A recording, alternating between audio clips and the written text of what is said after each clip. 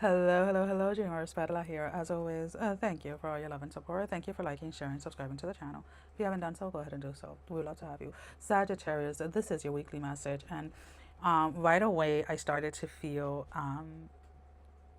a pull or pain around my womb area, which to me, it's kind of like you don't have a uterus anymore, PERLA. And I'm sorry that I laugh, but I seriously just had a hysterectomy about 5 weeks ago. And I don't know, I might make a video in regards to it because there are spiritual aspects to it. But anyways, I felt, and I'm saying this, and this is not me trying to speak anything into anyone's life. I'm picking up in an energy of like either somebody having a miscarriage or somebody remembering a miscarriage, something around that space. Because I seriously just felt how I did when I had my first miscarriage ever. The sensation that I felt like. Um, so for those of you that are expecting, or if you have a partner that is expecting, etc., if you're being told to be like on bed rest, if you are pushing yourself a little bit too much, please take it a little bit easier, take it a little bit slower. If you're feeling like you're not feeling 100%, if you feel anything off, even if none of the tests seem alarming or anything like that, please listen to your intuition, please listen to your gut feeling, and go ahead and get checked. Okay, that is as much as I'm going to say in regards to that, because it was the first thing that came through. Okay, um, again, I feel that this is more of a precaution for those of you that are expecting, or if you have a partner that is expecting, to please pay attention to those intuitive nudges when it comes to this pregnancy. Okay. Alrighty. For some of you, if you end up having a miscarriage, I feel that you're finding out that you were expecting through a miscarriage. And again, my condolences. I've had those as well. So now let's shift out of this energy, because that is still there, and that is going to be, my heart goes out to you. I'm not trying to dismiss it or anything like that, and I'm not trying to minimize it. These are just collective readings, right? There is a sense here of someone or something like finally showing their true nature or their true colors in something or in a situation. And you're choosing to move away from certain people, you're choosing to end certain connections.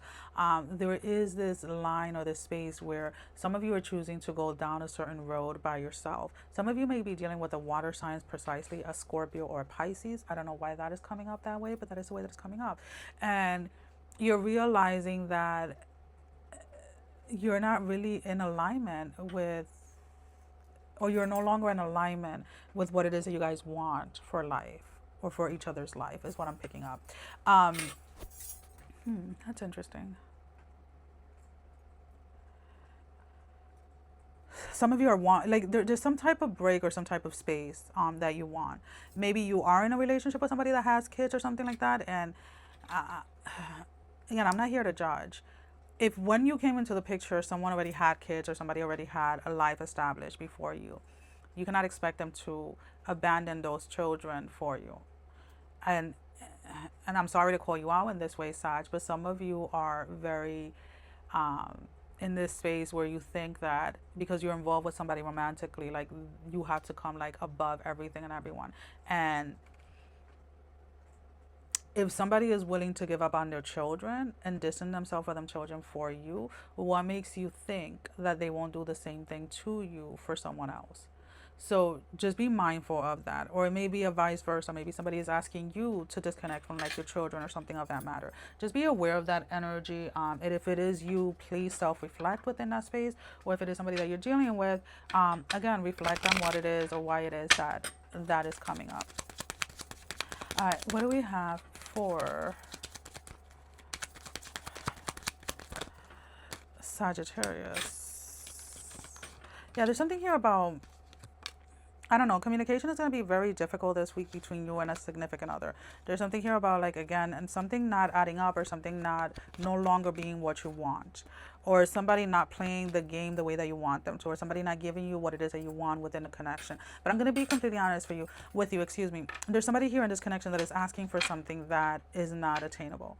So again, I don't know why I keep going back to this space where like someone wants their somebody wants somebody to cut all ties with like children that were in the picture before this person came into the picture.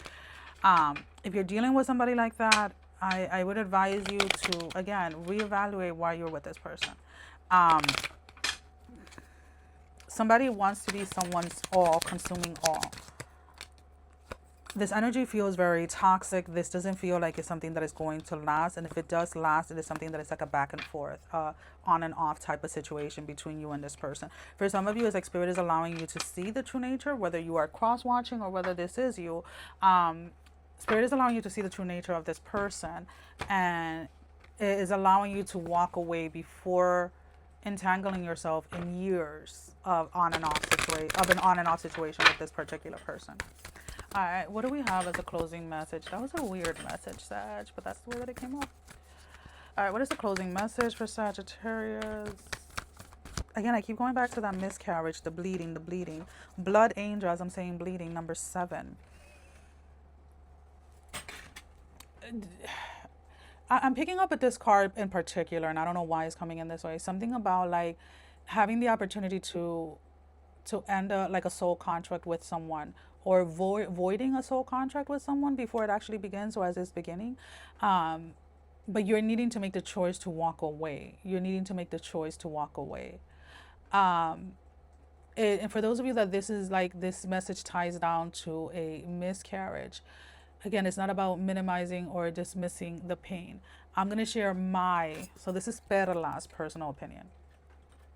Whenever I had a miscarriage, I grieved it, but I also grieved it in a way that I knew that there was a purpose why that child didn't come to pass, why that child was never born. And I'm not going to go into details about it, etc., because that can be a whole video in itself. But just because my viewpoint of it was that way, it didn't mean that I didn't grieve it. It didn't mean that I didn't feel the loss, okay? Because I did. But the way that I decided to navigate that space, for a lot of people, seemed cold. For a lot of people, it seemed like they couldn't understand how I could live life in a certain way, or how I could deal with something in a certain way. And again, I've had the privilege when it comes to my spiritual journey to be in this space since I was a very young girl, to be able to see certain things, experience certain things in different ways. So I had an understanding, if you want to say, or an understanding of certain things at a very young age, even though I couldn't put words to them. So when certain major things happen in my life, like especially like around loss and things like that, right, loss of family members, etc., the way that I navigate those spaces to a lot of people seem like I'm cold, seem like I am heartless, when in reality I'm just grieving in a different way. And so this is why when I say these things, I don't want you to think that I am being dismissive about your loss, okay? Well, that is all that I'm having. Sending every single one of you love, strength, and blessing, guys. Take care. Love you all. Bye-bye.